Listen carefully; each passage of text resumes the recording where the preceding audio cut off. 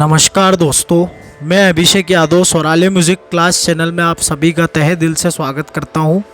आज हमारी जो एडवांस क्लास की बैच चल रही है, सारी exam UGC net, DSSB, BPSC और जो अभी एनवीएस की वैकेंसी आने वाली है उसके कैंडिडेट भी जुड़ रहे हैं हमसे। तो सभी जितनी भी आपकी एग्ज़ाम है, सभी की जो बैचेज है उसकी एडवांस लेवल की क्लास नंबर 4 आज हम करने वाले हैं। यूजीसी नेट का पेपर बहुत नज़दीक आ रहा है, इसलिए फटाफट आपका लेट नाइट में आप वीडियो बना रहा हूँ आप सभी के लिए। तो आज आपकी 4th क्लास है और कोशिश पूरी रहेगी कि परसों आपकी क्लास ले लूँ। कोशिश का मतलब 100% मेरा यही है कि परसों आपकी क्लास रहेगी। तो परसों भी आप ज्वाइन, मैं आपको भेज दूँगा लिंक परसों की भी। तो चलिए क्लास शुरू करते हैं बिगर देरी करें। पहला प्रश्न आपके सामने है, गान को पहले से लेकर आखिरी तक उनके समय के अनुसार जमाया जाएगा, ये बताना है हमको। ये पहला प्रश्न है, जमाया जाए। तो गान जो है, अब अलग अलग प्रकार का गान हमने देखा है सभी काल में। तो अलग अलग प्रकार का गान जो है आपका, जैसे सबसे पहले शुरुआत जो हुई वो हुई आपके सामगान से। सामगान से आपकी सबसे पहले शुरुआत हुई और फिर धीरे धीरे आपके तरह तरह के गान आए। तो उसमें यहाँ पे आपको क्रम से बताना है कि कौन सा पहले आया कौन सा बाद में आया। तो सबसे पहले आपका आया स्तुति गान पहले नंबर पे, दूसरे नंबर पे आपका आया जाति गान, तीसरे नंबर पे आपका आया गीति गान और चौथे नंबर पे आपका आया ध्रुवा गान। अब यहाँ पे आपको याद रखना है, ये तो चलिए ठीक है, ये मैंने आपको 4 ऑप्शन दिए हैं, लेकिन अगर आपके अलग अलग गान, जैसे साम गान सबसे पहले आता है, सबसे पहले आपका साम गान आता है, दूसरे नंबर पे आपका स्तुति गान आता है, तीसरे नंबर पे जाति गान, चौथे नंबर पे गीति गान, पाँचवें नंबर पे ध्रुवा गान, छठे नंबर पे आपका आता है प्रबंध गान, उसके बाद आपका आता है ध्रुपद गान, उसके बाद आपका आता है ख्याल गान। इस प्रकार से पूरा आधुनिक तक चलन है, तो आपको पूरा याद रखना है। इसका करेक्ट आंसर आपका हो जाएगा, गान के हिसाब से जमाया है हमने, तो 3, 1, 2, 4 इसका करेक्ट आंसर आपका हो जाएगा। चलिए नेक्स्ट प्रश्न की ओर चलते हैं। गान का समय काल अच्छे से याद रखिएगा, एग्जाम में ऐसा पूछ सकते हैं आपसे। नेक्स्ट प्रश्न है, सही जोड़ी जमाना है। एक तरफ वीणाओं के नाम है, दूसरी तरफ किसकी कौन सी वीणा है, यह आपको पता होना चाहिए। बेसिक सा प्रश्न है, लेकिन ऐसे ही प्रश्न आपके पैटर्न जो बनता है बड़ी एग्ज़ामों में, यूजीसी नेट, DSSB सभी में ऐसे ही पैटर्न के प्रश्न आपके बनते। तो चित्रा वीणा किसकी है, तो मतंग मुनि की चित्रा वीणा है। मत कोकिला वीणा आपके भरत मुनि की है। अवलंबी वीणा आपके शिवजी की है और कच्छपी वीणा आपके सरस्वती माता की है। तो क्या कोड बना आपका, चित्रा वीणा से मतंग मुनि यानी 4, फिर आपका 3, 4, 3, 2, 1, 4, 3, 2, 1, ये आपका करेक्ट इसमें बन जाएगा। अब इसमें आपको कुछ मैं और बता देता हूँ। एक आपका गात्र वीणा जो है वो शिवजी के गण की वीणा है, गात्र वीणा, तो ये आप याद रखिएगा। एक आपके नारद मुनि जो है, नारद मुनि की जो वीणा का नाम है वो है महती वीणा, और कहीं कहीं पर आपके वल्ल की वीणा भी वर्णन मिलता है। तो आपको दोनों से याद रखना है। जो आपके पुराण 18 पुराण है, उनमें से कुछ पुराणों में वल्ल की वीणा का वर्णन मिलता है नारद मुनि की। तो ऐसे आपको सारे याद रखना है। नेक्स्ट प्रश्न है, भिन्न को चुने, शिक्षाकार, भावक, रंजक और आपके कलाकार। ऐसे आपके सामने ये 4 आपके सामने ऑप्शन है, तो आपको इसमें से भिन्न को चुनना है। तो कौन सा आपका करेक्ट आंसर होगा, कलाकार इसमें करेक्ट हो जाएगा, क्योंकि शिक्षाकार, भावक, रंजक, रसिक और आपका अनुकार, ये 5 आपके गायक के प्रकार है। पिछली बार मैंने आपको बताया था कि गायक के प्रकार कौन कौन से हैं। तो गायक के प्रकार मतलब कितने हैं, ये मैंने पिछली बार डिस्कशन करा था। तो आपको ये याद रखना है कि कौन कौन से गायक के प्रकार है। अब इनके बारे में थोड़ा सा अपन डिस्कशन कर लेते हैं, थोड़ा सा हम। तो संगीत रत्नाकर के प्रकीर्ण अध्याय में ये वर्णन मिलता है आपके, यानी तीसरा जो अध्याय है आपका संगीत रत्नाकर का 3rd अध्याय, उसमें आपका ये गायकों के प्रकारों का वर्णन मिलता है, जिसमें शिक्षाकार का मतलब है दक्ष गायक। इसका मतलब है आपके दक्ष गायक। भावक का मतलब है आपके गीत को अधिक व्यवस्थित रूप में प्रस्तुत करने वाला गायक। गीत को व्यवस्थित रूप में प्रस्तुत करने वाले गायक को भावक कहेंगे। रूप में प्रस्तुत करने वाला, प्रस्तुत करने वाला। और रंजक क्या होगा आपका, वो भी देख लेते हैं। तो रंजक आपका होगा श्रोताओं को प्रसन्न करने वाला। रंजक आपका होगा श्रोताओं को प्रसन्न करने वाला, श्रोताओं को प्रसन्न करने वाला, यह आपका कहलाएगा रंजक। फिर आपके बच जाते हैं अनुकार और आपके एक और कौन सा बताया मैंने आपको, रसिक। अनुकार और रसिक। तो अनुकार जो है अन्यों की भंगिमाओं का अनुकरण करने वाला, अन्यों की भंगिमाओं का अनुकरण करने वाला, अन्यों की भंगिमाओं का अनुकरण करने वाला, यह आपका कहलाएगा अनुकार। और लास्ट आपका आता है रसिक। तो रसिक की बात कर लेते हैं। श्रृंगार आदि रसों के आवेश से अभिभूत गायक रसिक कहलाता है। श्रृंगार आदि रसों से अभिभूत, श्रृंगार आदि रसों से अभिभूत, यह आपका रसिक कहलाएगा। चलिए नेक्स्ट प्रश्न की ओर चलते हैं। अंतर या मध्य भाग कितने रसों के बीच का होता है? अब यह अंतर या मध्य भाग, ये आपके लिए अंतरा या मध्य भाग ये थोड़ा नया आपके लिए है। तो ध्रुवा के भेद से ये संबंधित है। ध्रुवा के जो 5 भेद है उसमें सबसे आखिरी जो भेद है वो आपका अंतरा और आपका मध्य भाग होता है। अब इसमें जो है 2 रसों की बात की जाती है। कौन कौन से वो 2 रस हैं आपके? एक आपका है करुण, दूसरा आपका है श्रृंगार। तो ये सब नोट कर लीजिएगा। और 2 रसों के बीच की स्थिति में जहाँ कोई और रस नहीं होता है, कोई भी और रस ना हो, तो ये आपका कहलाएगा अंतरा और मध्य भाग। अब इसमें ध्रुवा के जो 5 प्रकार होते हैं वो कौन कौन से आज हम डिस्कशन कर लेते हैं। सबसे पहला आता है आपका प्रवेशिका। प्रवेशिका जो होता है इसमें क्या होता है, पात्रों का रंगमंच में जब प्रवेश होता है, पात्र जब एंट्री करते हैं, रंगमंच में प्रवेश करते हैं नाटक करने के लिए, उस समय जो गान आपका होगा वो आपका प्रवेशिका गान में आएगा। प्रवेशिका उसको कहते हैं। दूसरी जो आपका भेद है वो आपका कहलाएगा आक्षेपिका। आक्षेपिका, आक्षेपिका में क्या होगा, जब क्रम में परिवर्तन करके जिस ध्रुवा का गान हो उसे आक्षेपिका कहेंगे। अगर क्रम में परिवर्तन होगा, जैसे कोई राजा का प्ले चल रहा है, राजा का नाटक चल रहा है, फिर उसके बाद मंत्री का हो गया, या आपका क्रम में प्ले में आपका चेंज होते रह रहा है, और फिर जो उस समय जो आपका पात्र के कारण जो रस उत्पत्ति होगी चेंज होगा, करुण से वीर रस हो गया, जैसे करुण रस चल रहा था, करुण से हमने वीर रस कर दिया, तो फिर वो आपका क्या हो रहा है, पात्र की चेंज हो रहे हैं, तो उस कारण आपका कौन सा आएगा, ये आक्षेपिका इसको कहेंगे। तीसरे नंबर का जो आएगा वो आपका कहलाता है नैष्क्रामिका। नैष्क्रामिका आपके तीसरे नंबर का होता है। इसमें क्या होता है, स्टेज से बाहर जाता है कैरेक्टर, किसी अंग की समाप्ति और फिर उसके बाद जो गाया जाता है, यानी स्टेज से बाहर गया और अंत में आपकी जो समाप्ति हो गई, मतलब जो स्टेज से बाहर चले गया, वो पात्र का जो समाप्ति का गान होगा वो आपका नैष्क्रामिका कहलाएगा। और एक आपका आता है चौथे नंबर पे प्रसादिकी। प्रसादिकी में क्या होता है, चित्त मन को प्रसन्न करने वाला। ये ऐसा समय होता है नाटक का कि इसमें प्रसन्न करने वाला ये आपका होता है, तो ये आप याद रखिएगा। और थोड़ा सा शॉर्ट में आपको कुछ छोटी सी चीज़ें मैं बता देता हूँ, वो आपको थोड़ा सा याद रखना है।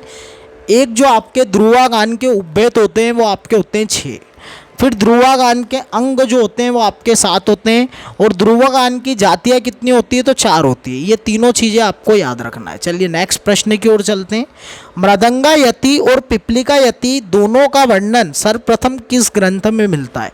बृहदेशी, संगीत रत्नाकर, रस कौमुदी या फिर नाट्यशास्त्र? तो रस कौमुदी में इसका वर्णन आपके मिलता है सर्वप्रथम इन दोनों यतियों का। इसके पहले जितने भी ग्रंथ हुए हैं उनमें मात्र 3 यतियों का वर्णन मिलता है। पांचों यति जो आपकी 5 यतियां हैं आपकी समा, स्त्रोतोगता, गोपुच्छा, मृदंगा और पिपलिका, तो जो 3 यति है समा, स्त्रोतोगता और गोपुच्छा, उन तीनों का वर्णन ही मिलता है आपके संगीत रत्नाकर, नाट्य शास्त्र, बृहदेशी, दत्तिल मुनि का दत्तिलम, तो इन 3 का ही मिलता है। मतलब ये 2 यति जो आपके मृदंगा और पिपलिका है इसका सर्वप्रथम वर्णन आपके रस कौमुदी में मिलता है श्रीकंठ जी द्वारा। तो ये आपको याद रखना है। नेक्स्ट प्रश्न की ओर चलते हैं।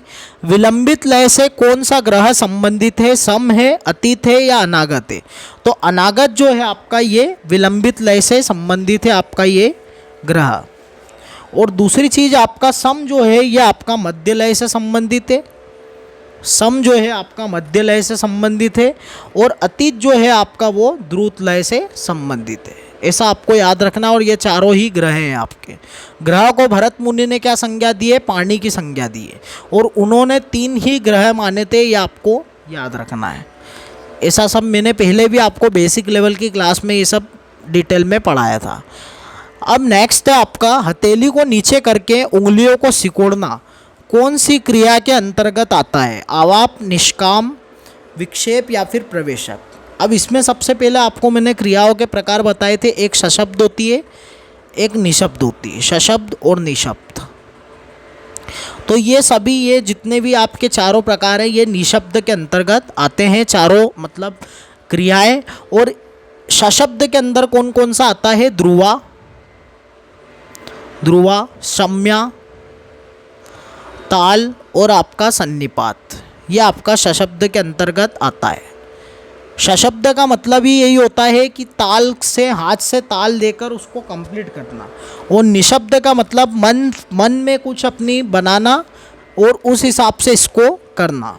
अब जैसे आपका आवाप जो है ये इसका करेक्ट आंसर आपका होगा प्रवेशक, कि हाथ को नीचे करके उंगलियों को सिकोड़ना कौन सी क्रिया कहलाता है? तो वो आपका कहलाता है प्रवेशक। फिर आपका हाथ को ऊपर उठाकर उंगलियों को सिकोड़ना, अगर यहाँ पे ऊपर उठाकर सिकोड़ रहे हैं तो वो आपका कहलाएगा आवाप। याद रखिएगा, अगर ऊपर करके उंगलियों को सिकोड़ रहे हैं तो वो आपका कहलाएगा आवाप, और नीचे करके सिकोड़ रहे हैं तो वो आपका कहलाएगा प्रवेशक। निष्काम में क्या होता है? हथेली को नीचे की ओर करके उंगलियों को फैलाना। निष्काम में हथेलियों को नीचे करके उंगलियों को फैलाना, सिकोड़ना की जगह क्या आ जाएगा? फैलाना आ जाएगा। तो ये आपका निष्काम हो जाएगा। और ठीक आपका विक्षेप इसका उल्टा हो जाएगा, हथेलियों को ऊपर करके उंगलियों को फैलाकर दाहिनी ओर हाथ की ले जाना। तो ये आपका क्या कहलाएगा? ये आपका कहलाएगा विक्षेप, ऊपर की ओर, ऊपर करके फैलाना। तो फैलाने वाले निष्काम और विक्षेप है और सिकोड़ने वाले आवाप और प्रवेशक है। इस प्रकार से आप याद रख सकते हैं। नेक्स्ट प्रश्न है आपका सितार के विष्णुपुर घराने के प्रवर्तक आपके कौन है? इसमें से रहीम सेन, उस्ताद रहीमत खां या फिर आपके करामतुल्ला, और नेक्स्ट है आपके रामशरण भट्टाचार्य। तो इसमें करेक्ट आंसर आपका हो जाएगा रामशरण भट्टाचार्य जो है आपके विष्णुपुर घराने के प्रवर्तक है। रहीम सेन जो है वो आपके जयपुर घराने के प्रवर्तक हैं। सितार के जयपुर घराने के प्रवर्तक हैं आपके रहीम सेन। और रहीमत खां आपके धारवाड़ घराने के प्रवर्तक हैं, धारवाड़ घराने के प्रवर्तक हैं। और करामतुल्ला खां जो है आपके ये लखनऊ शाहजहाँपुर, सितार के लखनऊ शाहजहाँपुर घराने के ये आपके प्रवर्तक हैं करामतुल्ला खां, ये धारवाड़ के हैं। उस्ताद रहीमत खां, रहीम सेन आपके जयपुर के हैं और रामशरण भट्टाचार्य विष्णुपुर के हैं। रामशरण भट्टाचार्य बहादुर खां के शिष्य हैं। कई बार ऐसा भी पूछ लिया जाता है कि न्यू किसने डाली है? तो न्यू आपके बहादुर खां ने डाली है आपके विष्णुपुर घराने की। तो ये आप याद रखिएगा। जिससे आपके रविंद्रनाथ टैगोर प्रभावित हुए थे वो घराने की बात हो रही है। और इमदाद खानी और इटावा घराने के आप सभी को पता है, इमदाद खां मैयर घराने के भी सभी को पता है, बाबा अलाउद्दीन खां। और आपके सेनिया रामपुर घराना एक आता है तो उसके आपके हैं अमीर खां और बहादुर हुसैन खां। सेनिया रामपुर घराना जो है उसके प्रवर्तक हैं आपके अमीर खां और बहादुर हुसैन खां। और ये जितनी भी बातें हो रही हैं आपके घराने की, ये आपके सितार के घराने की बातें हो रही हैं, तो ये आपको याद रखना है सभी के। ध्रुवा गान के साथ किस वाद्य यंत्र की संगति होती थी? मृदंग, पुष्कर, दुंदुर्बी या फिर आपका एक और दो दोनों। अब ये भी आपका अच्छा प्रश्न है, बढ़िया सा, तो इसमें भी आपको सब याद रखना है। मैं बता देता हूँ किस प्रकार से क्या है। तो इसमें आपका मृदंग और पुष्कर दोनों की संगति आपकी होती थी इसमें ध्रुवा गान में। ठीक है, एक आपका प्रश्न इसमें बन सकता है कि ध्रुवा गान में कितने आवर्तनों तक गान आलाप होता था? तो 3 आवर्तनों तक सिर्फ गान आलाप होता था और चतुर्थ से आपके मृदंग वादन प्रारंभ होता था और उसके बाद फिर ध्रुवा गान शुरू होता था। ध्रुवा गान के भेद में आप सभी को बता ही चुका हूँ। नेक्स्ट प्रश्न है आपका, वर्ष 2002 में पद्म विभूषण सम्मान प्राप्त हुआ है, किसको हुआ है ये आपको बताना है। पंडित किशन महाराज, गंगूबाई हंगल, किशोरी अमोनकर या फिर उपरोक्त सभी। तो ये सभी कलाकारों को 2002 में पद्म विभूषण प्राप्त हुआ है। एक छोटा सा हम पद्म विभूषण का मैं पूरा आपको बता देता हूँ वर्णन कि किसको कब कब मिला है, ताकि आपको यहीं के यहीं आपको याद हो जाए। तो सबसे पहले मिला है 1968 में। देखिए, आपको 19 अगर मैं शुरू में ना लिखूँ तो ज़्यादा अच्छा, क्योंकि आपको याद करने में आसानी होगी। सबसे पहले 68 में आपको मिला है विलायत खां को। सितार के जो विलायत खां हैं सबसे पहले इनको पद्म विभूषण मिला है। उसके बाद हम देखें 1968 में इनको मिला है, फिर 1975 में मिला है आपके MS शुभलक्ष्मी जी को। 75 में मिला है आपके MS शुभलक्ष्मी जी को। MS शुभलक्ष्मी जी को मिला है 1975 में। उसके बाद आपका 1977 में मिला है आपके कुमार गंधर्व को। पंडित कुमार गंधर्व को 1977 मिलना है। तो 1 मिनट तानपुरा चालू कर लूँ मैं, बंद हो गया है।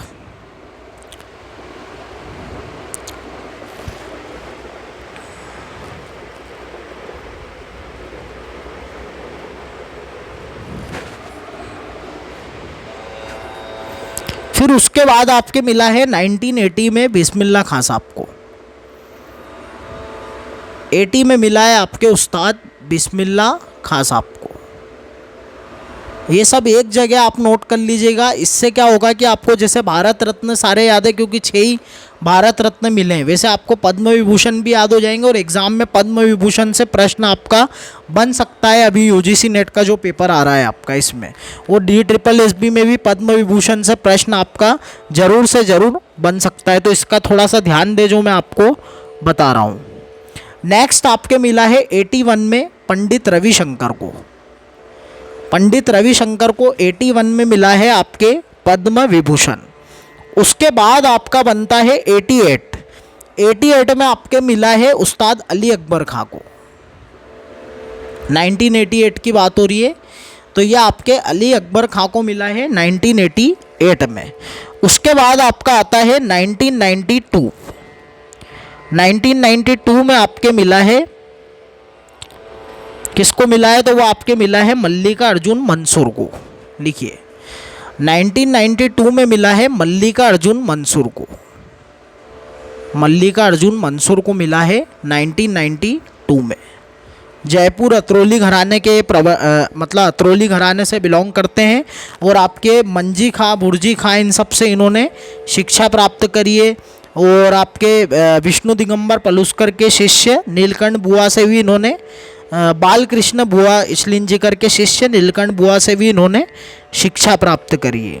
उसके बाद ये आपका 92 मैंने आपको बता दिया है। अब इसके बाद आता है आपका 99 में आपके मिला है लता मंगेशकर जी, लता जी को मिला है। और आपके एक और कलाकार हैं भीमसेन जोशी जी, भीमसेन जोशी जी। और 2000 में आपके मिला है पंडित हरिप्रसाद चौरसिया जी और पंडित जसराज जी को। 2000 में आपके मिला है। लिखिए, 2000 में मिला है आपके पंडित हरिप्रसाद चौरसिया जी को और जसराज जी को। और जसराज जी को। और आपके 2001 में मिला है अमजद अली खां, 2001 का नोट करें, अमजद अली खां। और आपके शिव कुमार शर्मा जी को 2001 में मिला है। और आपके जुबिन मेहता ये भी आप नोट कर लीजिएगा, अमजद अली खां, शिव कुमार शर्मा और जुबिन मेहता।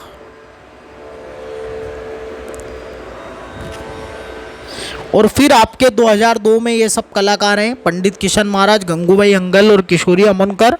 और लास्ट आपके 2016 में मिला है गिरजा देवी को। तो ऐसे सारे जितने भी आपके सिलेबस के कलाकार हैं सभी के मैंने बता दिए हैं। और इन्हीं को पद्म विभूषण मिला है, बाकी और किसी को भी पद्म विभूषण नहीं मिला है। लाइन से मैंने सनवाइज आपको याद करा दिए हैं। अब आपको याद रखना है कि सबसे पहले आपके मिला है उस्ताद विलायत खां को, फिर 1968 के बाद आपके 1977 में मिला है, 1975 में मिला है MS शुभलक्ष्मी जी को, फिर 77 में पंडित कुमार गंधर्व को मिला है, फिर उसके बाद 80 में आपके बिस्मिल्लाह खां साहब को, फिर 88 में आपके 81 में भी था क्या, हाँ 81 में भी पंडित रविशंकर, फिर 88 में आपके उस्ताद अली अकबर खां, फिर 90 में आपके 92 में आपके मल्लिकार्जुन मंसूर को, उसके बाद 99 में लता मंगेशकर और पंडित भीमसेन जोशी जी को, और 2000 में आपके मिला है पंडित जसराज जी और आपके पंडित हरिप्रसाद चौरसिया को। 2001 में अमजद अली खां, पंडित शिव कुमार शर्मा और आपके एक और कौन से कलाकार मैंने बताया आपको, जुबिन मेहता। और 2002 में आपके सामने लिखा है पंडित किशन महाराज, गंगूबाई हंगल, किशोरी अमोनकर। और 2016 में आपके गिरजा देवी। चलिए, उम्मीद करता हूँ कि आपको काफ़ी अच्छा लगा होगा ये जानकारी, ताकि याद हो जाए। मैंने तो पढ़ते तो आप सब भी हैं, लेकिन याद करना मुश्किल पड़ता है स्टैटिस्टिकल पोर्शन को। नेक्स्ट प्रश्न है आपका, नत्थू खां तबले के कौन से घराने से हैं, ये आपको बताना है। प्रश्न आपके सामने है, दिल्ली, बनारस, फर्रुखाबाद या फिर आपके अजराड़ा घराना। तो नत्थू खां जो है आपके, ये सीधा सा आंसर आ जाएगा इसका, ये दिल्ली घराने के आपके कलाकार हैं। बोली बख्श के ये पुत्र हैं और आपके बड़े काले खां के पौत्र हैं। बोली बख्श के पुत्र हैं, ये आपके बोली बख्श के पुत्र हैं और बड़े काले खां के पौत्र हैं। बड़े काले खां के पौत्र हैं। तो जाहिर सी बात है, इनको संगीत जो मिला है विरासत में ही मिला है। और इन्होंने तिट तिरकिट जो कायदा है उसको, दिल्ली का जो तिट तिरकिट कायदा है उसको प्रचार में लाने के श्रेय इन्हीं को जाता है, उसको सिद्धस्त करने का श्रेय इन्हीं को जाता है। तो ये सब आप याद रखिएगा। काफ़ी अच्छा ये कलाकार थे। और इनके शिष्यों में देखें तो रसूल खां, अली कादर, ये सब इनके शिष्य हैं। चलिए नेक्स्ट प्रश्न की ओर चलते हैं। आकार मात्रिक स्वर लिपि में कोमल नी को कैसे दर्शाते हैं? द है, ऋषि का है, फिर आपका ण है और आपका ड है, अंगा है। अब इसमें आपके कोमल स्वरों को कैसे दर्शाते हैं वो मैं आपको आज बता देता हूँ। आकार मात्रिक स्वर लिपि जो कि ज्योतिर्नाथ जी द्वारा, टैगोर जी द्वारा मतलब इसका स्थापना हुई है, रविंद्र संगीत में उपयोग की जाती है। तो इसमें इसका करेक्ट आंसर न हो जाएगा कोमल नी का। ठीक है। अब कोमल रे जो है, कोमल रे का होता है ऋषभ, मतलब ऐसे ऋषि के इसको ऐसे दर्शाते हैं। कोमल ध जो होता है इसको आपके द से दर्शाते हैं। और आपके कोमल आपके ग, कोमल ग, कोमल ग को अंगा से दर्शाते हैं। और आपके तीव्र म, तीव्र म जो आपका होता है, तीव्र म, उसको आपके ऐसे करके ये आपका तीव्र म का सिंबल है। तो आपको ये याद रखना है। चलिए नेक्स्ट प्रश्न की ओर चलते हैं। पंडित दीनानाथ द्वारा किस ग्रंथ का फारसी अनुवाद किया गया? संगीत चिंतामणि, संगीत सार, संगीतांजलि या फिर संगीत पारिजात? तो संगीत पारिजात का पंडित दीनानाथ जी द्वारा फारसी अनुवाद किया गया 1974 में, 1774 में। इसको थोड़ा ठीक करिएगा। 1774 में फारसी अनुवाद किया गया। और मेन ग्रंथ आपका 1650 ईस्वी का ये आपका ग्रंथ है अहोबल जी द्वारा। इम्पॉर्टेंट है ये ग्रंथ, बिल्कुल मत छोड़िएगा, एग्जाम में इसमें से काफ़ी आपके प्रश्न बन सकते हैं। जैसे कि आपके अहोबल ने सर्वप्रथम आपके स्वरों की स्थापना वीणा पर करी है, तो ये सब आपको याद रखना है। फिर उनका पूरा जो श्रुति क्रम में तीव्रतम, तीव्र और तीव्र, तीव्रतम, तीव्रतर, ये इनका श्रुति क्रम है। और पूर्व स्वर, तो कोमल स्वरों से 2 स्वर पीछे पूर्व स्वर होते हैं, ऐसा उन्होंने शुद्ध, जैसे शुद्ध रे है आपका, तो शुद्ध रे से 2 स्वर पीछे आपका स्थापित करा है पूर्व रे को, तो ये आपको याद रखना है। ऐसे आपका सारा कुछ आपका श्रुति क्रम आपको इनका याद रखना है, इससे आपके एग्जाम में प्रश्न आपके बनेंगे अहोबल जी द्वारा। चलिए नेक्स्ट प्रश्न की ओर चलते हैं। नेक्स्ट प्रश्न है आपका, नारदी शिक्षा ग्रंथ में कुल कितने श्लोक संकलित हैं? 124, 238 या फिर 151 या फिर 100 आपके 13, बताइए। तो इसका करेक्ट आंसर आपका होगा 238। 238 आपके नारदी शिक्षा में कुल श्लोक बताए गए हैं।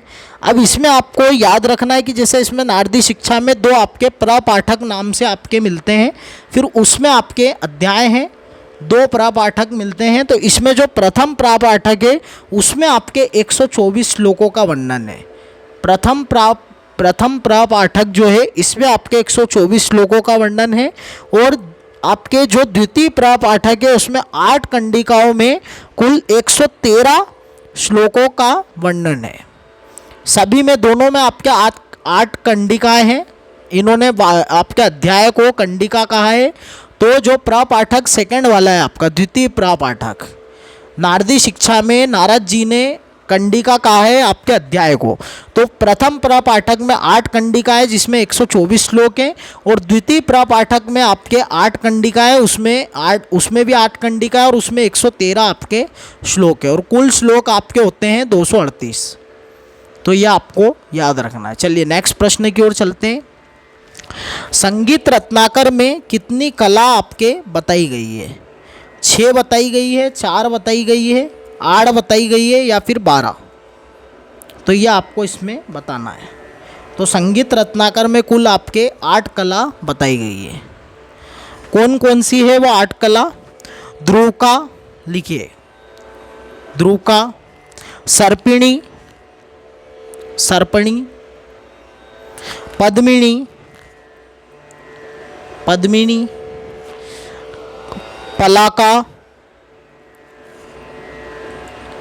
पलाका, नेक्स्ट है आपका कंपना, नेक्स्ट है आपका देवका, नेक्स्ट है आपका संभाव, और नेक्स्ट है आपका विसर्जिनी। देखिए ये प्रश्न तो को सभी को आता है कि वात्स्यायन ने कितनी कलाएं बताई है, 64, लेकिन संगीत रत्नाकर में कितनी है? तो ऐसे प्रश्न आपको घुमा सकते हैं एग्जाम में, तो इसको ज़रा याद करिएगा सभी को। नेक्स्ट प्रश्न है, कला कितने प्रकार की होती है? ये भी आपसे बन सकता है प्रश्न। तो 2, 3, 4, 5, तो कला आपके 3 प्रकार की होती है। कौन कौन सी? एक कला, दूसरी होती है द्विकला, और तीसरी आपकी होती है चतुष्कला। एक कला में क्या होता है? प्रत्येक मात्रा में एक एक बोल होते हैं। एक कला में प्रत्येक मात्रा में एक एक बोल होते हैं। द्विकला में प्रत्येक मात्रा में आपके 2-2 बोल होते हैं, और चतुष्कला में प्रत्येक मात्रा में आपके 4-4 बोल होते हैं। प्रत्येक मात्रा में आपके 4-4 बोल होते हैं। इस प्रकार से आपके कला के 3 प्रकार हैं। नेक्स्ट चलते हैं। सन्निपात का संकेत क्या है? स, ये वाला है, ये वाला है, ये वाला है या फिर ये वाला है? अब देखिए ये जो सन्निपात है आपको पता है क्रिया है। अब ये संकेत क्या है? तो संकेत कुछ नहीं है, संकेत का मतलब है आपका सिंबल। जो जैसे आपका शम्या है, सन्निपात है, ध्रुवा है, ऐसे अलग अलग जितनी भी आपकी क्रियाएं दे रखी हैं निशब्द और सशब्द, तो उसमें जो पहला अक्षर है इनका, उसी को हम क्या कहेंगे? संकेत कहेंगे। ये आपको याद रखना है। तो यहाँ पे आपका सन्निपात की बात हो रही, तो सन्निपात का ये आपका संकेत हो जाएगा। ये किसका होगा? ये आपका शम्या क्या हो जाएगा? शम्या। ये देख सकते हैं आप, पहला अक्षर श है। फिर ये किसका हो जाएगा? ये आपका विक्षेप का हो जाएगा। अगर आवाप पूछते तो आवाप का क्या होता है, फिर वो अ हो जाता। यानी कि जो आपके आगे वाला अक्षर है वो आपका संकेत होगा, ये आपका ध्रुवा का हो जाएगा। ताल का पूछते तो त हो जाता है ना। ऐसा सब आपको याद रखना है। सन्निपात, ताल, ध्रुवा, सम्या और आपके जो आवाप, विक्षेप, प्रवेशक, प्रवेशक का आपके प्र हो जाएगा। ये ऐसे संकेत आपको याद रखना है। और निष्क्राम का नी हो जाएगा। चलिए नेक्स्ट प्रश्न है आपका, दोनों हाथ से ताली देने कौन सी क्रिया के अंतर्गत आता है? सम्या, ताल। अब ये सशब्द क्रिया की बात हो रही है, जिस प्रकार से हमने निशब्द क्रिया को डिटेल में पढ़ा है उसके बाद आपकी सशब्द क्रिया आ चुकी है। अब यहाँ पे पूछा है दोनों हाथ से ताली देने कौन सी क्रिया आपका कहलाता है, ये आपको इसमें बताना है। तो दोनों हाथ से ताली देना आपका कहलाता है सन्निपात। क्या कहलाता है? सन्निपात। सम्या क्या कहलाता है? तो सम्या कहलाता है दाहिने हाथ से ताली देना। दाहिने हाथ से ताली देना यानी कि सीधे हाथ से ताली देना क्या कहलाएगा? दाहिने हाथ से ताली देना आपका सम्या कहलाएगा। दोनों हाथ से ताली देना सन्निपात कहलाएगा। और आगे जो आपका है ताल, ताल आपका है बाएं हाथ से ताली देना। दाएं की जगह बाएं हाथ से ताली देना आपका ताल कहलाएगा। सीधा आपसे प्रश्न पूछा जा सकता है कि बाएं हाथ से ताली देना क्या कहलाएगा? सम्मा कहलाएगा, ताल कहलाएगा, ध्रुवा की सन्निपात। तो आपको ये चीज़ें काम देगी जो मैं आपको याद करवा रहा हूँ। ध्रुवा कहलाएगा हाथ से चुटकी बजाकर नीचे की ओर लाना। ध्रुवा कहलाएगा हाथ से चुटकी बजाकर, हाथ से चुटकी बजाकर नीचे की ओर लाना। तो ये सब कुछ आप नोट कर लीजिएगा, नीचे की ओर लाना। चलिए नेक्स्ट प्रश्न की ओर चलते हैं। नेक्स्ट प्रश्न है विसर्जितम कितने प्रकार के हैं? 4, 5 या फिर आपके 3 या फिर 8। तो विसर्जितम सभी को पता है कि 3 प्रकार के विसर्जितम आपके होते हैं। कौन कौन से होते हैं? वो आपके पतांग, क्रशय और आपके सर्पिणी। पतांग, क्रशय और आपके सर्पिणी। अब इनको थोड़ा सा डिटेल में पढ़ते हैं हम आज एडवांस लेवल की क्लास में। तो देखिए, पतांग का मतलब है हाथ को ऊपर उठाकर झटके से खोलकर मात्रा प्रदर्शित करना। पतांग का मतलब है हाथ को ऊपर उठाकर झटके से मात्रा प्रदर्शित करना। झटके से मात्रा प्रदर्शित करना। नेक्स्ट आपका क्रशय है। क्रशय का देख लेते हैं कि क्रशय का क्या वर्णन मिलता है। तो क्रशय का वर्णन है हाथ को बाईं ओर हिलाकर मात्रा को प्रदर्शित करना। क्रशय का वर्णन है हाथ को बाईं ओर हिलाकर मात्रा को प्रदर्शित करना। यह आपका क्रशय का वर्णन है। और लास्ट आपका आता है सर्पिणी। सर्पिणी का वर्णन है हाथ को दाईं ओर हिलाकर मात्रा को प्रदर्शित करना। हाथ को दाईं ओर हिलाकर मात्रा को प्रदर्शित करना। ये सब कुछ आप नोट कर लीजिए, एग्जाम टाइम में बहुत काम आने वाली है ये सब चीज़ें। मात्रा को प्रदर्शित करना। चलिए नेक्स्ट प्रश्न की ओर चलते हैं। पंडित अहोबल ने संचारी वर्ण के कितने अलंकार बताए हैं? 25, 12, 17 या फिर 7? ये आपको बताना है। तो देखिए, पंडित अहोबल जी ने कई प्रकार के अलंकार बताए हैं, जिसमें आपके मृदु, नंद, विस्तीर्ण, सोम, बिंदु, वेदी, प्रकाशक ये सब आदि हैं। लेकिन इसमें आपके स्थायी वर्ण के कितने हैं, संचारी वर्ण के कितने हैं, आपके अवरोही वर्ण के कितने और कुल कितने हैं? तो इसमें देखिए, आपके सबसे पहले स्थायी वर्ण के मैं बताता हूँ। स्थायी वर्ण के आपके हैं 7, कुल आपके 56 है। और 12 आपके कौन से वर्ण के? तो 12 आपके हैं अवरोही वर्ण के। और 25 है आपके संचारी वर्ण के।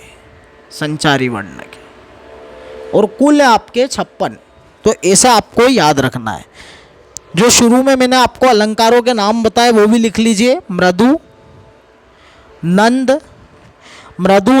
विस्तीर्ण, सोम, बिंदु, विस्तीर्ण, सोम बिंदु, वेदी और प्रकाशक।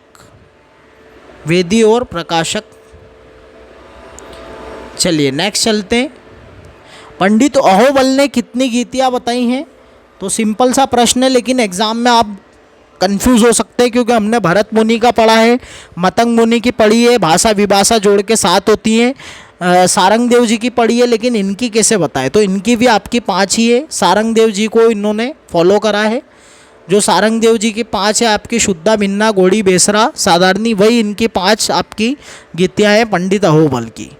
4 गीतियाँ किनकी है? आपके भरत मुनि की, मागधी, अर्धमागधी, त्रिथुला और संभाविता। लिखूंगा नहीं मैं क्योंकि आपको कई बार मैं बता चुका हूँ। और 7 आपकी मतंग मुनि ने बताई है, जिसमें आपकी भाषा और विभाषा भी आपकी जोड़ ली गई है उन गीतियों में। गीति कितने प्रकार की होती है? तो ये भी याद रखिएगा, पदाश्रित, स्वराश्रित। पदाश्रित आपकी भरत मुनि ने जो बताई है वो सारी पदाश्रित गीतियाँ हैं, और स्वराश्रित जितनी भी है वो आपके सारंगदेव, मतंग मुनि की जो गीतियाँ हैं, अहोबल ने जो बताई है गीतियाँ, वो सब स्वराश्रित हैं। नेक्स्ट प्रश्न है आपके सामने, डॉक्टर अरुण कुमार सेन ने कितने प्रकार की सवारी अपने ग्रंथ में बताई है? तो इन्होंने कुल आपके 18 प्रकार की सवारी इनके ग्रंथ में बताई है। इनके ग्रंथ का नाम क्या है? भारतीय तालों का शास्त्रीय विवेचन।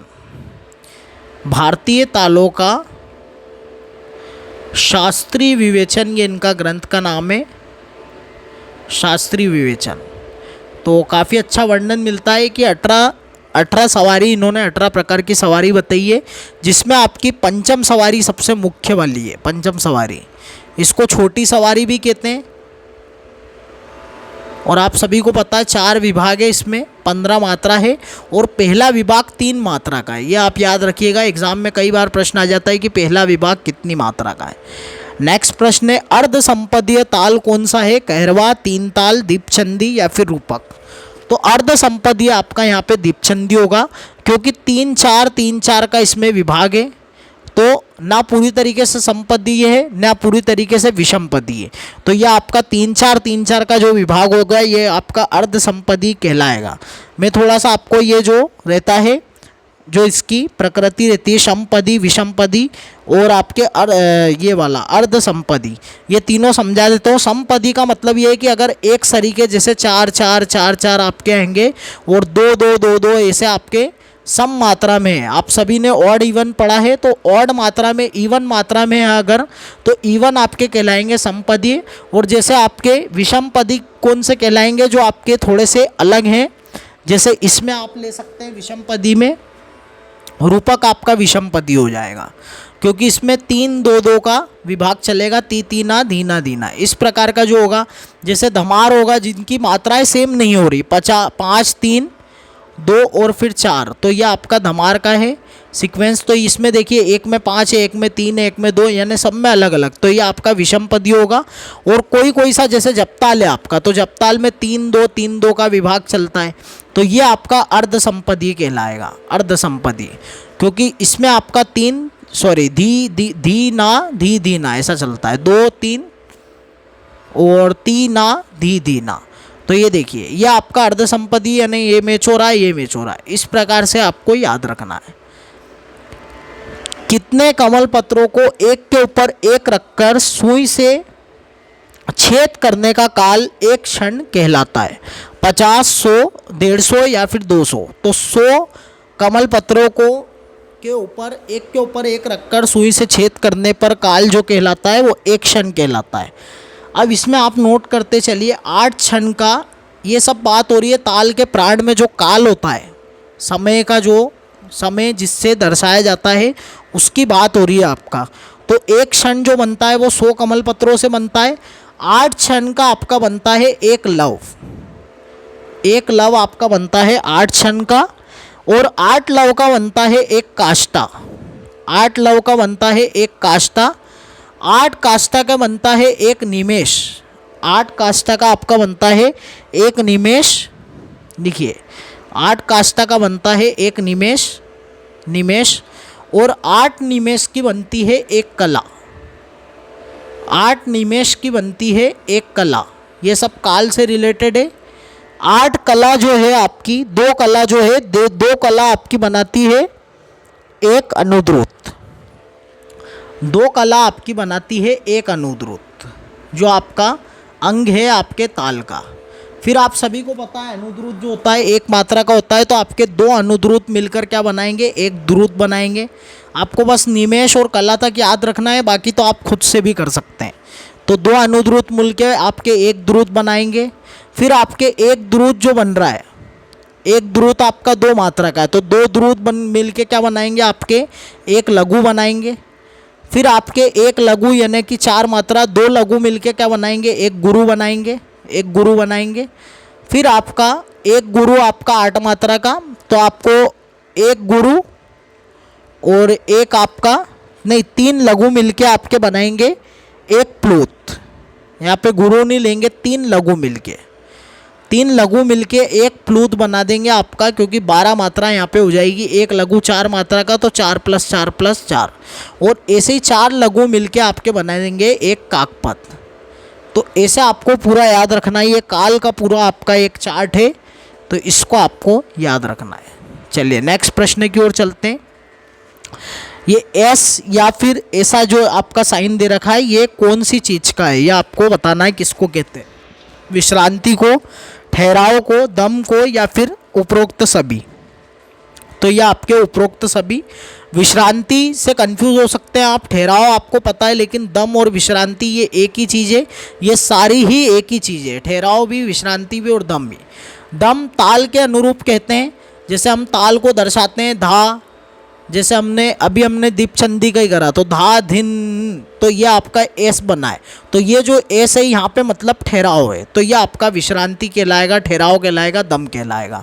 फिर आपका जैसे हम कोई भी ख्याल गा रहे हैं, तो ख्याल में आपके जैसे सोरठ लिखा है, सोरठ, तो ये बीच में आपका ऐसा दे देंगे डंडा, या फिर ऐसा सोरठ, ये ऐसा डंडा लेके ये ठ लिख दिया या र लिख दिया, फिर यहाँ पे ठ लिख दिया, तो ये जो आपका ये डैश डैश है, ये आपका विश्रांति, ठहराव, दम कहलाता है। अच्छा क्वेश्चन था ये, बढ़िया सा क्वेश्चन मैंने आपके लिए ढूंढ के बनाया है। नेक्स्ट प्रश्न है आपका, यूनिवर्सल हिस्ट्री ऑफ म्यूजिक ग्रंथ कौन सी शताब्दी का है, 18वीं, 19वीं, 20वीं या फिर 17वीं। तो ये आपका 20वीं का है, क्योंकि 19वीं के उत्तरार्ध में लिखा गया है। ये 19वीं के उत्तरार्ध में लिखा गया है। किसने लिखा है, सर सोरेंद्र मोहन ठाकुर। सोरेंद्र मोहन ठाकुर का ये ग्रंथ है यूनिवर्सल हिस्ट्री ऑफ म्यूज़िक, काफ़ी फेमस है और एग्ज़ामों में भी काफ़ी पूछा जाता है। DSSB के लिए इम्पॉर्टेंट है। DSSB के कैंडिडेट जो जुड़े हैं हमसे, उनको मैं बता दूं बहुत इम्पॉर्टेंट है ये प्रश्न। निखिल बनर्जी के सितार में कितने तार हैं, 8, 17, 19 या फिर 6। तो निखिल बनर्जी के सितार में आपके 6 तार हैं। 8 तार किसके सितार में, तो विलायत खां के सितार में आपके 8 तार हैं।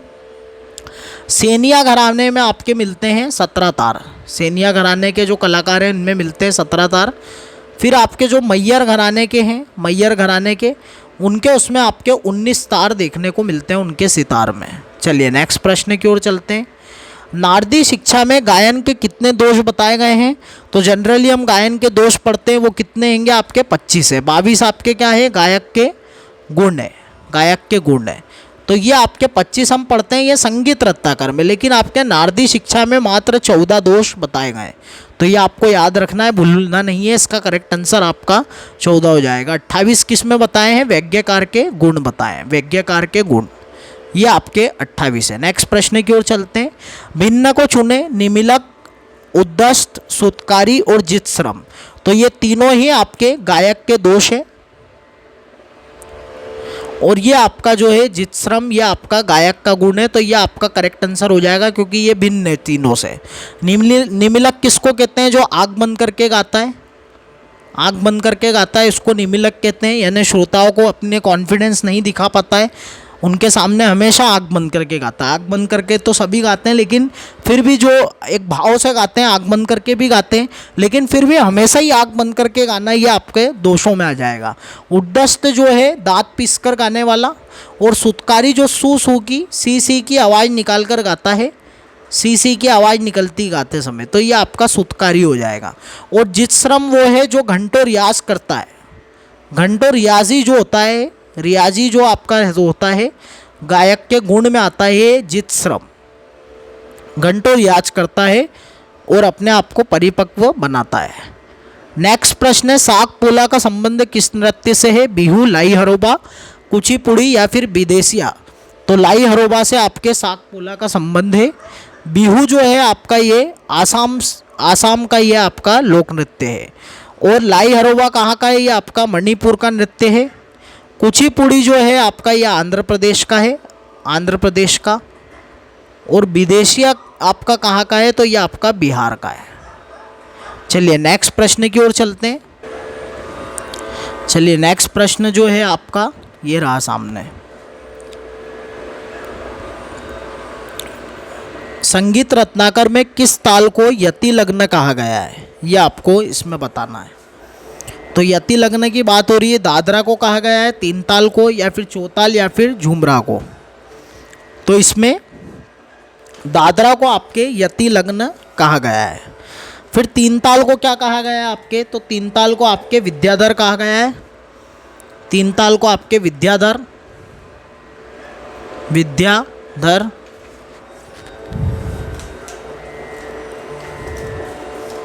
और आपके राज मार्तंड कहा गया है झुमरा को।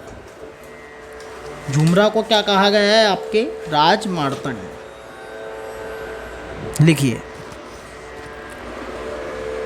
तीन ताल को विद्याधर, झुमरा को राज मार्तंड, और चौताल को कणयति, राज मार्तंड। ये आपके संगीत रत्नाकर में संज्ञा दी गई है। और एक आपके धमार ताल को कहते हैं चंड। और इसका वर्णन आपको अप्पा तुलसी जी के अभिनव ताल मंजरी में भी मिल जाएगा। अभिनव ताल मंजरी में उन्होंने साफ साफ कहा है कि सारंग देव जी ने संगीत रत्नाकर में जनक भाषा के ताल धमार को उन्होंने चंड कहा है। धमार ताल को चंड कहा है। चलिए नेक्स्ट चलते हैं। किन्नर स्कूल ऑफ म्यूज़िक की स्थापना कब हुई है? 1962, 1967, 1973 या फिर 1999। तो किन्नर स्कूल ऑफ म्यूज़िक की स्थापना 1962 में मुंबई में हुई है। किसने करी थी ये स्थापना? तो ये आपके की थी रविशंकर जी ने। पंडित रविशंकर ने बहुत सारे कार्य करे। शायद ही कोई संगीतज्ञ होंगे कि इतने अवार्ड जिनको मिले हैं, रविशंकर जी को इतने अवार्ड उनको मिले हों। ऐसा कोई संगीतज्ञ नहीं है। सबसे ज़्यादा अवार्ड इनको मिले हैं हर फील्ड, मतलब हर एक उसका अवार्ड इनको मिला है। और कई सारे इन्होंने काम किए हैं संगीत जगत में। तो मुंबई में सबसे पहला किन्नर ऑफ स्कूल, और दूसरी ब्रांच इन्होंने 1967 में खोली लॉस एंजल्स में। लॉस एंजल्स जो कि आपके अमेरिका में, वहाँ पे इन्होंने दूसरी ब्रांच खोली आपके पंडित रविशंकर ने। 1973 में इनको ग्रैमी अवार्ड मिला है, और 1999 में भारत रत्न। कुल 4 इनको आपके ग्रैमी अवार्ड मिले हैं, ये आपको याद रखना है। मुझे जहाँ तक याद है, एक 68, एक 73, एक आपके 2001 और 2013, ऐसे आपके 4 ग्रैमी अवार्ड मिले हैं। एक बार इसको चेक करिएगा, डाटा थोड़ा सा ऊपर नीचे हो सकता है ये ग्रैमी अवार्ड का। बाकी मैंने सारा कुछ आपको सही बताया है, बस ये ग्रैमी अवार्ड का चेक करिएगा। इसका एक वीडियो आपको डेडिकेटेड मेरे यूट्यूब चैनल पे मिल जाएगा, जिसमें कौन से कलाकार को कब कब ग्रैमी अवार्ड मिले हैं, कितने मिले हैं, वो सब मैंने बताया है उसमें। नेक्स्ट प्रश्न है, संगीत चूड़ामणि में कितने प्रबंधों का उल्लेख मिलता है? 49, 75, 101 या फिर 125। तो 101 का आपके वर्णन मिलता है संगीत चूड़ामणि में। 49 प्रबंधों का उल्लेख सर्वप्रथम मिलता है आपके बृहदेशी में मिलता है मतंग मुनि ने। और 75 प्रबंधों का उल्लेख मिलता है संगीत रत्नाकर में। संगीत रत्नाकर में देशी और मार्गी ताल मिलाकर कुल आपके 125 तालें बताई गई हैं, और 264 रागों का वर्णन मिलता है आपके संगीत रत्नाकर में। तो ये सब याद रखिएगा, इंपॉर्टेंट चीज़ें सारी। संगीत चूड़ामणि में कितने मार्गों का वर्णन मिलता है? तो 6 मार्गों का वर्णन मिलता है। नेक्स्ट चलते हैं। अ स्टडी ऑफ दत्तिलम के लेखक कौन है? सादिक अली, सफदर हुसैन, मुकुंद लाट या फिर गोपाल नायक। तो मुकुंद लाट, ये आपके अ स्टडी ऑफ दत्तिलम के लेखक हैं। और अभी मुझे ऐसा लग रहा है ये आपका 5 स्टार प्रश्न है। जैसा आपका सर सुरेंद्र मोहन टैगोर वाला है यूनिवर्सल हिस्ट्री ऑफ म्यूज़िक, वैसे ये भी आपका काफ़ी इंपॉर्टेंट है, एग्ज़ाम में पूछा जाएगा। DSSS भी हो, UGC नेट हो, इसके लिए बहुत इंपॉर्टेंट मुझे ये लग रहा है ये प्रश्न, तो इसको ज़रूर करिएगा। सादिक अली जो है आपका सरमाए इरशाद, इनका ग्रंथ है सरमाए इरशाद, जिसमें सर्वप्रथम ठेके शब्द का उल्लेख मिलता है, सर्वप्रथम इसी में। सफदर हुसैन जो है आपका, इनका जो ग्रंथ है वो है कानून सितार, कानून सितार। और लास्ट आपका गोपाल नायक जी का ग्रंथ है राग कदम, राग कदम। और एक इनके बारे में विशेष बात मैं आपको बता दूं कि नाइकी कांगड़ा का आविष्कार इन्होंने ही आपके किया है, नाइकी कांगड़ा का, तो नोट कर लीजिएगा। चलिए नेक्स्ट प्रश्न की ओर चलते हैं। सही जोड़ी जमाइए। समायति, गोपुच्छा यति, स्त्रोतोकता यति और आपके मृदंगा यति। अब ये सारी यतियों में सामने आपके इनके लय के चालक्रम दे रखा है। लय का जो चालक्रम है इसी को यति कहते हैं। तो कौन सी यति का कौन सा चालक्रम है ये आपको इसमें बताना है। ऐसे प्रश्न आपके एग्जाम में बनेंगे। तो समायति जो है, समायति का मध्य मध्य मध्य, यानी कि तीनों मध्य लय में, मध्य लय से शुरुआत होती है, मध्य लय से चलती है और मध्य लय पे ही खत्म हो जाती है आपके समयति। गोपुच्छा यति जो है इसका आपका बनता है द्रुत मध्य विलंबित, यानी पहले द्रुत फिर मध्य फिर विलंबित। शुरुआत में ही बहुत तेज़ी से होगा, फिर मध्य में चले जाएगी, फिर विलंबित में हो जाएगी। जैसे आपके प्राचीन समय में जो, मतलब प्राचीन समय क्या, अभी का जो आपका आधुनिक से थोड़ा सा अगर पीछे जाएं तो जो ठुमरियाँ गाई जाती थी वो आपके दीपचंदी, विलंबित दीपचंदी ताल में गाई जाती थी। तो जब उनको गाया जाता था तो पहले मध्य में गाते थे, फिर धीरे धीरे उसको विलंबित करके ख़त्म किया जाता था, एकदम उसकी तिहाई नहीं ली जाती थी। तो ये थोड़ा सा आप याद रखिएगा, ऐसे प्रश्न आपको एग्ज़ाम के हिसाब से ध्यान रखना है। फिर स्त्रोतोकता यति का जो बनता है वो बनता है आपके विलंबित, मध्य और द्रुत, यानी कि पहले विलंबित लय, जिस प्रकार से हम बड़ा ख्याल गाते हैं, फिर छोटा ख्याल मध्य लय में गाते हैं और फिर तराना द्रुत में गाते हैं। इस प्रकार जो हम स्टेज परफॉर्मेंस देते हैं तो वो स्त्रोतोकता यति के अंतर्गत ही आता है। और मृदंगा का है मध्य विलंबित मध्य। इसमें आप एक और जोड़ सकते हैं द्रुत विलंबित द्रुत, यानी दोनों सही है। आपके एग्ज़ाम में कोई सा भी आ जाए आपको ये बताते हैं आना चाहिए। तो और आपका पिपलिका जो है, पिपलिका का चालक्रम क्या है वो भी बता देता हूँ मैं। तो पिपलिका का आपका चालक्रम है द्रुत, विलंबित द्रुत विलंबित, विलंबित द्रुत विलंबित। और बीच में आपका ये भी ले सकते हैं विलंबित मध्य विलंबित। ये आपके दो इसमें बनेंगे, तो ये नोट कर लीजिएगा। शायद मैंने बेसिक लेवल में पढ़ाया कि नहीं मुझे याद नहीं है। और पिपलिका का कल मैं डायग्राम आपको बताना भूल गया। ऐसा चींटी आकार का, ये डमरू आकार का और चींटी आकार का इसका डायग्राम होता है, इस प्रकार का, ये ऐसा। एक बार फिर से बना लेते हैं।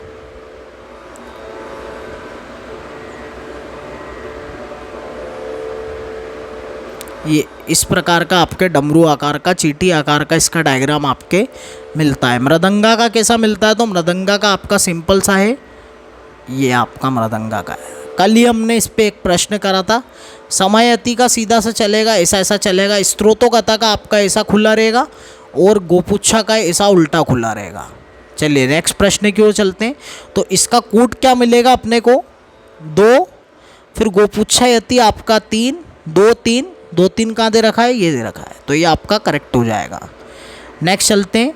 ध्रुव तारा जोशी जी का उपनाम क्या है? ध्रुव तारा जोशी एक बहुत ही प्रसिद्ध कलाकार है और ध्रुव तारा जोशी आपके आगरा घराने के कलाकार हैं, तो ये आपको याद रखना है। तो इनका जो प्रसिद्ध नाम है, उपनाम है, वो है रसिक पिया। रसिक जो है ये आपके है बाला साहेब पूछ वाले का।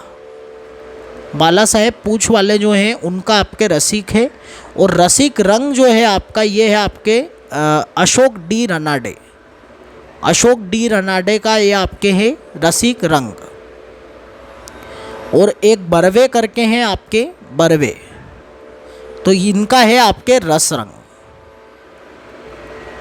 शायद आगे मैंने एक प्रश्न दिया है, हाँ ये रहा। पद्माकर बरवे नाम है इनका, पद्माकर बरवे। यहाँ पे लिख देता हूँ मैं ताकि आपको याद रहे। रस रंग जो है ये आपके है पद्माकर बरवे का। पद्माकर बर्वे। नेक्स्ट चलते हैं, संगीत दर्पण में कितने अध्याय हैं? तो संगीत दर्पण में 2 अध्याय हैं, एक आपका राग अध्याय और एक आपका स्वर अध्याय और एक आपका राग अध्याय, मात्र 2 अध्याय मिलते हैं। संगीत दर्पण किसकी पुस्तक है? तो आपके पंडित दामोदर की पुस्तक है संगीत दर्पण। एक संगीत दर्पण पत्रिका के बारे में भी मैंने आपको बताया था, तो वो आपके किसने करी है? पंडित आपके बालकृष्ण बुआ इचलिंजीकर, बालकृष्ण बुआ इचलिंजीकर। और ये जो आपका ग्रंथ है, इसमें आपके 32 स्थानों का वर्णन मिलता है। चलिए नेक्स्ट चलते हैं, स्वानंदनी किसकी पुस्तक है? CR व्यास, जगन्नाथ बुआ पुरोहित, BR देवधर और या फिर आपका पद्माकर बर्वे। तो ये आपके जगन्नाथ बुआ पुरोहित की पुस्तक है, तो ये आपको याद रखना है। CR व्यास की कौन सी है? तो वो आपकी है राग सरिता। BR देवधर आपके ग्वालियर घराने के कलाकार हैं, जगन्नाथ बुआ पुरोहित आपके ग्वालियर घराने के हैं और CR व्यास आपके आगरा घराने के हैं। नेक्स्ट चलते हैं, समय काल के अनुसार रागों को जमाएं सुबह से शाम तक। देवगंधार, हंस किंकणी, गोपिका बसंत और मालगुजी। तो सबसे पहले आपका आएगा गोपिका बसंत, यह आपके है प्रथम प्रहर, दिन का प्रथम प्रहर। फिर आपका आएगा देवगंधार, दिन का द्वितीय प्रहर। मैं डैम श्योरिटी से कह रहा हूँ, एक प्रश्न आपका राग का आएगा ही सही समय काल के अनुसार, तो इसकी प्रिपरेशन करें आप अच्छे से। प्रिपरेशन के लिए आपको एक मेरा वीडियो मिल जाएगा यूट्यूब पे, इसकी प्रिपरेशन के लिए, यानी उसमें आपको मैंने पूरा याद कराया है कि कौन सा राग कब गाया जाता है। सिंपल सा है, आपको याद रखना है कि भैरव और बिलावल अंग के जितने भी राग हैं वो सारे आपके प्रथम प्रहर में गाए जाते हैं दिन के। ऐसे आप सारे याद करें, मैंने उसमें सब कुछ याद करवाया है आपके कि कौन से प्रहर में कौन सा अंक का राग गाया जाता है। जैसे सारंग आपको दिन में सारे सारंग के प्रकार मिल जाएंगे, रात में आपको सारे कांगड़ा के प्रकार मिल जाएंगे। जो मुझे याद है मैं आपको सब बता रहा हूँ। तो ऐसा आपको पूरा डिटेल में अगर जानना है तो वहाँ पे जाके पढ़िए आप। मालगुंजी जो है ये आपके रात्रि के तृतीय प्रहर में गाया जाता है, रात्रि के तृतीय प्रहर में। तो देखिए क्या बनेगा, एक, फिर आपका ये यहाँ पे आ जाएगा आपका, एक के बाद गोपिका बसंत पहले पे आएगा, फिर उसके बाद आपका आएगा देवगंधार यानी कि दूसरा नंबर पे, और तीसरे नंबर पे हंस किंकणी और चौथे नंबर पे ये, यानी कि आपका 3 1 2 4 आपका कोट इसमें बनेगा। नेक्स्ट प्रश्न की ओर चलते हैं, बसंत भैरवी किस हिंदुस्तानी राग का दक्षिणी नाम है? बसंत का, बसंत मुखारी का, बसंत बहार का या फिर भोपाल तोड़ी का? तो ये आपके बसंत मुखारी का दक्षिणी नाम है। भोपाल तोड़ी का है भोपालम। आपके विभास का भी है भोपालम, लेकिन विभास का मैंने एक नाम और आपको बताया था बाउली, तो आपको दोनों याद रखना है। भोपालम भी और बाउली भी है, दोनों याद आपको रखना है। तो ऐसे प्रश्न भी आपको मैं करवा रहा हूँ सारे, ताकि आपको एग्ज़ाम में कुछ अलग से भी पूछ लिया जाए तो भी आप करके आ जाए। नेक्स्ट प्रश्न है, भरत मुनि ने नाट्य शास्त्र में कितने वृंद बताए? 4 2 3 या फिर 1? बताइए। तो भरत मुनि ने कितने वृंद बताए आपके? तो भरत मुनि ने आपके 3 वृंद बताए। वृंद क्या होता है? गायक वादकों का जो समूह होता है, जिसमें आपके समूह गायन होता है, जैसे ऑर्केस्ट्रा होता है, आज के समय में कॉन्सर्ट होते हैं, तो वो सारे आपके वृंद के अंतर्गत आते हैं। तो भरत मुनि ने 3 वृंद बताए आपके, उत्तम वृंद, फिर आपके मध्यम वृंद और लास्ट है आपका कनिष्ठ वृंद। और नेक्स्ट वीडियो में इसका डिटेल में मैं आपको थोड़ा सा बताऊंगा। नेक्स्ट प्रश्न है, रविंद्रनाथ टैगोर के गुरु कौन थे? तो रविंद्रनाथ टैगोर के गुरु आपके ध्रुव तारा जोशी, विष्णु चक्रवर्ती, जादू भट्ट, या 2 और 3 दोनों? तो ये आपके विष्णु चक्रवर्ती, जादू भट्ट दोनों इनके गुरु हैं, और ये दोनों ही आपके विष्णुपुर घराने से बिलोंग करते हैं। विष्णुपुर घराने के कलाकार हैं ये, और इसी से प्रभावित हुए थे आपके रविन्द्रनाथ टैगोर जी। पूरा संगीत इनका, मतलब रविंद्र संगीत जो है इसी से प्रभावित है, और रविन्द्रनाथ टैगोर के पूरा परिवार ही संगीत से था। पिताजी, भाई सभी इनके संगीत से ही थे।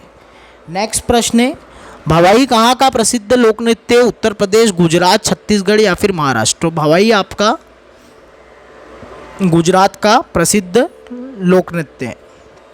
उत्तर प्रदेश का कौन सा है, आप सभी को पता है, नौटंकी, कजरी, ये सब उत्तर प्रदेश के लोकगीत और लोक नृत्य हैं। और छत्तीसगढ़ का फेमस है आपका पंडवानी। महाराष्ट्र का है आपका दशावतार, कोली, काली, ये सब आपके महाराष्ट्र के, लावणी और ये सब। मियाँ मम्मू और ताराचंद किसके प्रसिद्ध शिष्य हुए हैं, गुलाम रसूल, शोरी मियाँ, वाजिद अली शाह और ख्वाजा मोइनुद्दीन चिश्ती। तो ये आपके शोरी मियाँ के दोनों प्रसिद्ध शिष्य हुए हैं, टप्पे के आविष्कारक। और गुलाम रसूल इनके पिता हैं, जौनपुर से इनका नाता है। वाजिद अली शाह जो है ठुमरी के आविष्कारक हैं, ठुमरी के और गज़ल के आविष्कारक हैं आपके ख्वाजा मोइनुद्दीन चिश्ती। उर्दू भाषा में गज़लें होती है। नेक्स्ट प्रश्न है आपका, सही जोड़ी जमाइए। ताल के अंग, प्रबंध की धातु, तान के भेद। थोड़ा सा बड़ा कर लेते हैं इसको, नीचे के पेज में आ गया है प्रश्न। ताल के अंग, प्रबंध की धातु, तान के भेद और राग की जातियाँ। तो तान के कितने भेद हैं आपके, 15 भेद हैं। और ताल के अंग की बात करें तो 6 अंगे, प्रबंध की धातुएँ 4 हैं और राग की जाति आपकी 3 है मुख्य। तो ये आपको याद रखना है। ऐसे प्रश्न का जो पैटर्न है, ऐसे ही पैटर्न से आपके प्रश्न बनेंगे एग्जाम में। तो ताल के अंग कितने हैं, 6 आपके, यानी कि एक एक प्रश्न में आपके कई सारे नॉलेज चेक करेगा एग्जामिनर। ताल के अंग 6 हो गए, यानी कि आपके दो प्रबंध की धातु 2 1 4 3, ये आपका कुड बनेगा 2 1 4 3 या 2 3 4 1, कौन सा बन रहा है एक बार फिर से चेक कर लेते। ताल के अंग 6 तो 2, फिर प्रबंध की धातु 4 यानी कि 2 1, ऑप्शन में ही नहीं गई, ये सारे ही गलत हो रहे हैं। तो 2 1 आपका ताल के अंग, फिर प्रबंध की धातु तो 2 1 4 3, ये करेक्ट होगा आपका। चलिए नेक्स्ट प्रश्न की ओर चलते हैं। बड़ी मोतीबाई किस विधा में प्रसिद्ध थी, ठुमरी, ख्याल, ध्रुपद या फिर टप्पा। तो बड़ी मोतीबाई आपके टप्पा में प्रसिद्ध थी। राग गोपिका बसंत किस थाट का राग है, तोड़ी थाट का राग है, आसावरी का है, पूर्वी का है या फिर मारवा का है। तो ये आपके आसावरी थाट का आपका ये राग है। इसके बारे में बात करें तो शाड़व जाति का ये आपका राग है, शाड़व जाति का ये आपका राग है। दूसरा, इसमें वर्जित स्वर कौन सा है, तो वर्जित स्वर इसमें रे है, रे इसमें वर्जित है। और आपके कौन कौन से स्वर लगते हैं, तो गंधार, धैवत और निषाद तीनों कोमल है, बाकी सारे शुद्ध जिस प्रकार आसावरी में होता है। तो वो आपको याद रखना है, पूरा आसावरी का इसका चलन पूरा रहेगा। बस रेमा पद की जगह सागम अपद चलेगा। जैसे आसावरी में रेमा पद निशा चलता है, तो आसावरी में रेमा पद चलता है, इसमें ये गमा पद यहाँ पे यूज़ किया है इन्होंने। तो इस प्रकार से ये आपका गोपिका बसंत होगा। उसके वादी संवादी क्या होंगे, तो इसके वादी संवादी होंगे आपके सापा इसके वादी संवादी है। गायन समय की बात करें तो प्रातःकाल यानी कि सुबह का प्रथम प्रहर इसमें गाया जाता है आपका गोपिका बसंत, जो कि मैंने आपको शुरू में ही बता दिया जब हम समय काल का प्रश्न कर रहे थे। चलिए नेक्स्ट प्रश्न की ओर चलते हैं। राग गोरख कल्याण का गायन समय क्या है ये आपको बताना है। तो सबसे पहले राग गोरख कल्याण की बात करें तो ये आपका खमास थाट का राग है। सारे मध निशा ये इसका चलन चलता है, सारे मध निशा, नी कोमल होता है इसमें।